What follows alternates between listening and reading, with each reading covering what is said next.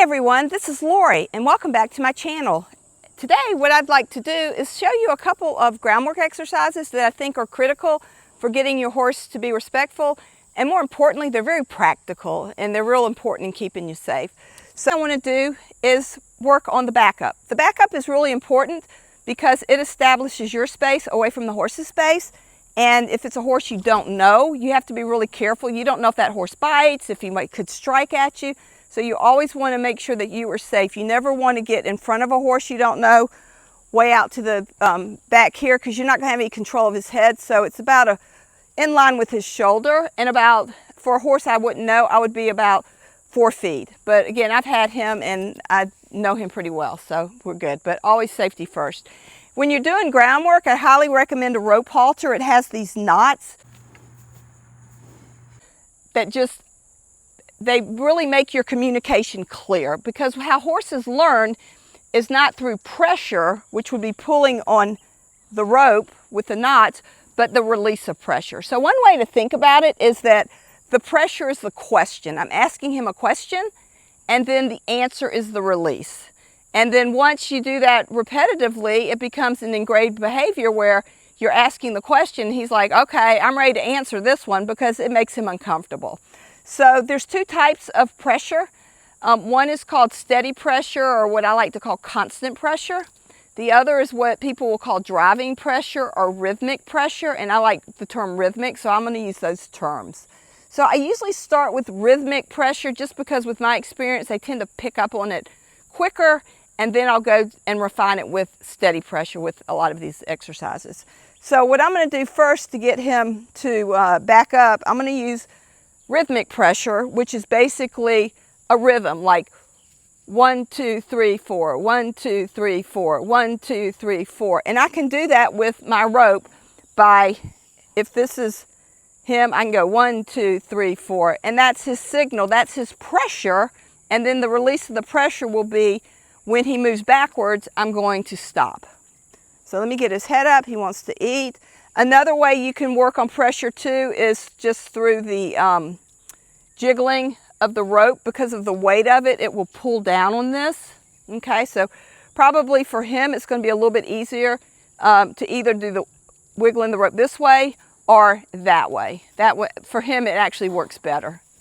Okay, so he felt the pressure because I was pulling down on him, and then when he backed up, I stopped, and that's the answer. So let's see how he does again. And I'll even count out loud just to make sure I'm in rhythm. So I'm going to go 1, 2, 3, 4. What? He stops. He backed up. I stop the pressure.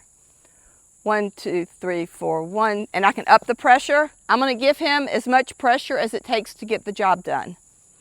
Okay. And before I go far out on the line here, I'm going to stay a little bit closer. So again, let's do it again. 1, 2, 3, 4, 1. As soon as he stepped, I released. And another thing is, it's important is to not stare at your horse, because you're basically putting a lot of pressure on him. So what I do too is I'm watching his feet for 2 reasons. 1, I'm not putting that pressure on him. And 2, it's going to help me to know when to release because I'm so focused on his feet. Okay, so let's do that again. Gigi. 1, 2, 3, 4, 1, 2, 3, 4. He's being a little bit of a pill, so I'm going to up the pressure. And then I'm going to release. He knows this. 1, 2, 3, 4. 1, 2, 3, 4. Okay, so I released the pressure a little later because I know he can do a lot of steps. I haven't really worked with him in a couple of weeks, and he's just being really lazy. But even that little bit was pressure, and he did go backward. Okay, let's see how he does again. 4, 1, 2, 3. And again, I'm looking at those feet, and I'm expecting more from him, and then I can stop. Okay, next what I'd like to show you is what we call constant pressure. So again, I'm not going to do that rhythmic or that driving pressure. I'm basically going to hold him, wait for him to give me the answer. So the question is holding.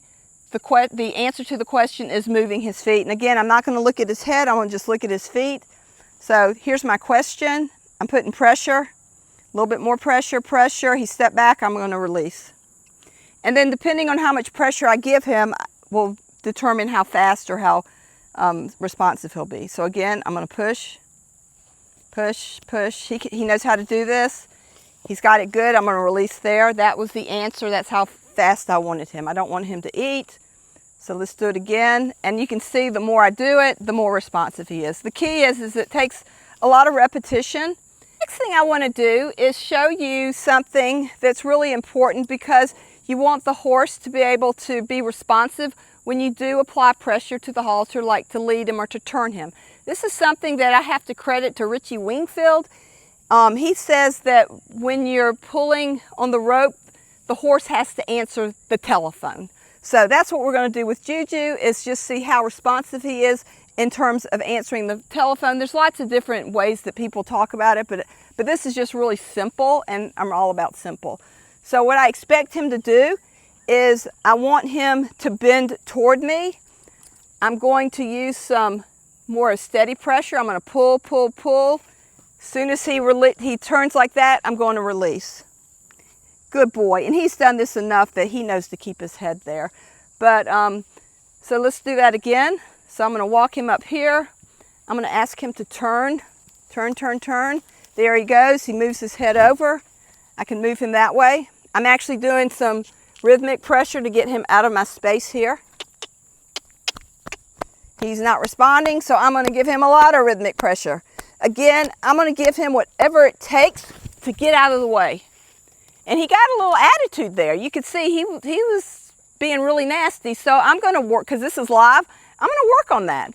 So I'm going to do rhythmic. Rhythmic, that was just disrespect. He is not allowed to be disrespectful to me. So let's try that again. Never end on a bad habit, especially with Juju, because Juju is so smart that if he learns he can get away with something, then you're basically toast, because he will not forget. So let's try that again. I'm going to pull him this way, pressure, pressure, pressure. I'm going to do this. This isn't part of it, but this is rhythmic pressure. Rhythmic, rhythmic, get over, get over. Okay, that was what I wanted. He stepped over nicely, and that's what I'm going to end on with that. I want to show you a practical application of everything that we've done, and that's loading in the trailer. A couple of weeks ago, before Juju had a really nasty ear, I didn't want to leave without having the vet look at it, so I had to actually haul him into the vet. So having a trailer and having a horse that loads willingly is critical, because you don't want to have an appointment and miss it because you couldn't get your horse on the trailer. So this is something you have to practice, practice, practice. And there are lots of videos out there. But so what I can do is get started. He likes to load himself, which is really nice. But in order for him to know to load, I have to ask the question. So typically what I do is I'm going to pull him around. Again, I'm asking the question. I'm not giving him any pressure because he's answered the question. I'm going to bring him in, and then he loads really, really nice like that. And then I can go on and move him in a little bit farther. Okay, he wants to back up. That's not the answer. So for what I did is I pulled up on the halter. That was the question. He answered it. Now I'm going to ask him again to go forward. There we go. Very light pressure. He answered the question really quickly. Then what I'm going to do is back him up slowly. I hate a horse that rushes out of a trailer. It's very dangerous. So this is something that I recommend working on a lot, just one step at a time. Pressure, then I release, and then I make him stand. Then I'm going to ask the question again, and then I release. He stops. Good. I'm going to ask that question again. Back. I release. As soon as you should be able to see my hand. When my hand is off of him, he knows to stop. Then, let me get on this side so you can probably see better. I'm going to ask him very gently. Back. There we go. He knows to stop. Back. Good. So, again, I think it's important with anything that you do with your horse that there needs to be a practical application that can make your life easier. So I hope that was helpful. Thank you again for joining, and I hope to see you down the road one day.